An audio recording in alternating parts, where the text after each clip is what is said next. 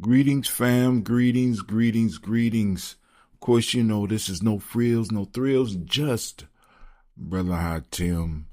Just me, you, and the mic. And man, it is good to be chilling here with you. Now, I'm in a different space now, and of course, the sound is going to be a little bit different. It's a wide open space, and I can hear the echo already. I don't know what number episode this is, but we are slowly creeping up to episode 3000. And, I've been putting in the work. But today subject I need to hit you with real quick is we don't all come from kings and queens. Stop them lies. Stop telling our children and telling yourself them lies, right? Because let me explain. Let me explain the dangers as I sip on my coffee. Even though I am still frustrated and upset because while I am doing this podcast, I'm supposed to be doing this podcast from Ghana. I'm not in Ghana. No. I'm in Columbus, Ohio, broadcasting to you. I should be looking at the Atlantic Ocean back over at you, but no, I'm here. But anyway, let's get it. This is going to push some buttons. And that's exactly the point. I'm not here for comfort. I'm here for clarity. Today, I want to address one of the most repeated mantras in our community, or at least it used to be. But I still hear little bits of it in some discussion. We all come from kings and queens. It sounds good. It feels empowering, but family is not the whole truth. If everyone was a king or a queen, was royalty, who held the sick? Who built the temples? Who mastered the mathematics? Who cooked the food? Who cleaned the streets? Who protected the realm? We all didn't come from the throne, and that's not a bad thing. The idea that only royalty holds value is a lie designed to inflate egos, and egos that believe they are at the center of the universe cannot be led. Leadership isn't about title or self-importance. It's about service, wisdom, and knowing when to follow. We tell our children, you're all leaders. I'm guilty of this. But what happens when everyone's a leader and no one knows how to follow?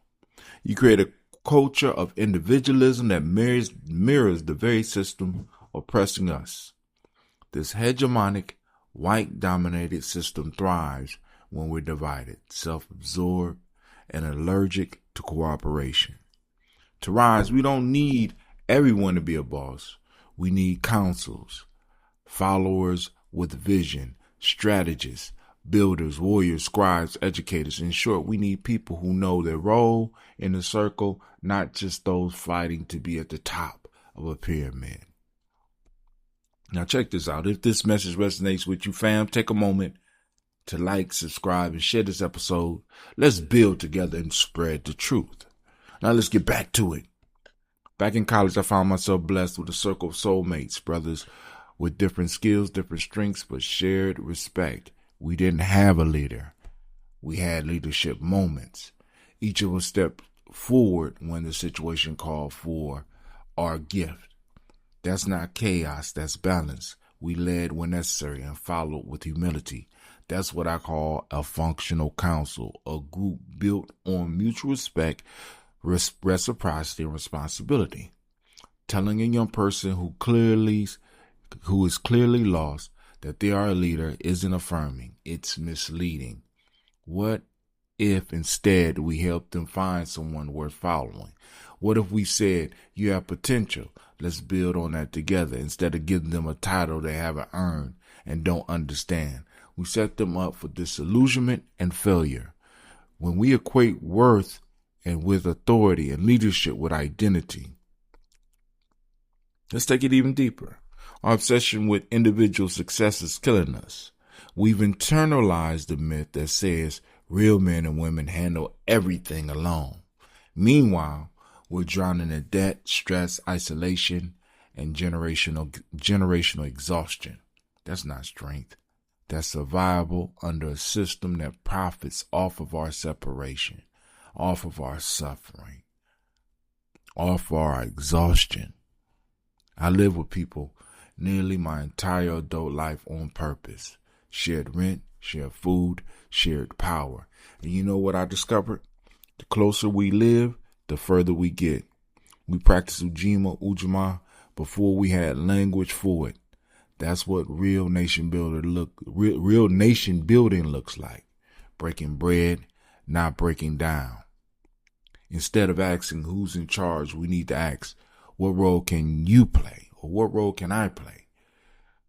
Where is your gift needed? What can you serve, or how can you serve the community? Some of us will lead, some of us will follow. All of us must build.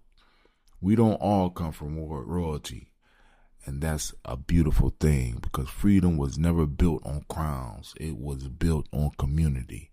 Let's stop feeding lies and start nurturing gifts. Let's stop seeking kingship and start practicing kinship. This is Brother Ha2tim, thinking out loud and from the heart. I'm out.